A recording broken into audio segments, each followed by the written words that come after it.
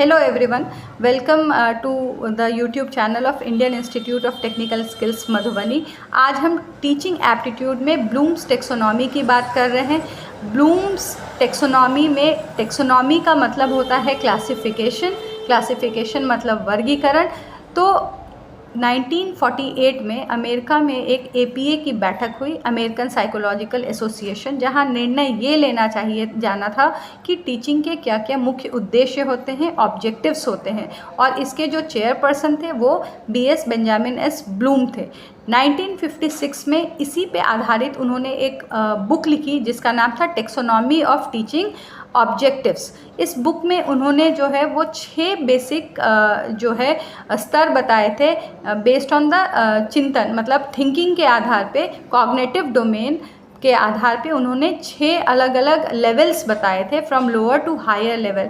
आप जानते हैं कि 3 डोमेन होते हैं, एक कॉग्निटिव संज्ञानात्मक, एक अफेक्टिव मतलब कि भावनात्मक, और तीसरा होता है साइकोमोटर जिसको कि हम क्रियात्मक कहते हैं। इन तीनों डोमेन में से सबसे इम्पॉर्टेंट जो कॉन्सेप्ट लाया गया था BS ब्लूम के द्वारा वो था कॉग्निटिव डोमेन में, जिसमें 6 अलग अलग लेवल्स थे।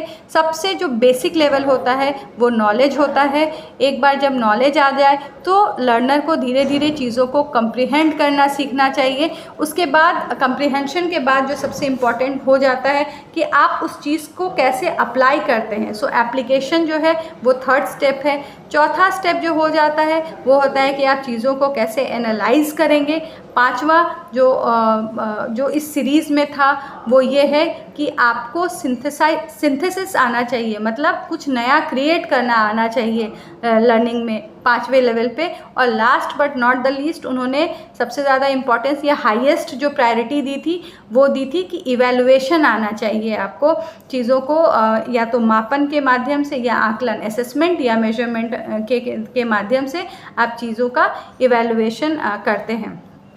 इसी दौरान 2001 में उनके ही एक स्टूडेंट ने उसका एक रिवीजन किया था। उसमें सिर्फ 2 चीज़ें बदली गई। टॉप के जो 2 थे, मतलब जो सबसे ज़्यादा प्रायोरिटी दी गई थी आपको इवैल्यूएशन को ब्लूम टेक्सोनॉमी ओरिजिनल में, यहाँ पे जो सबसे हाईएस्ट प्रायोरिटी मिली वो चीज़ों को क्रिएट करने में।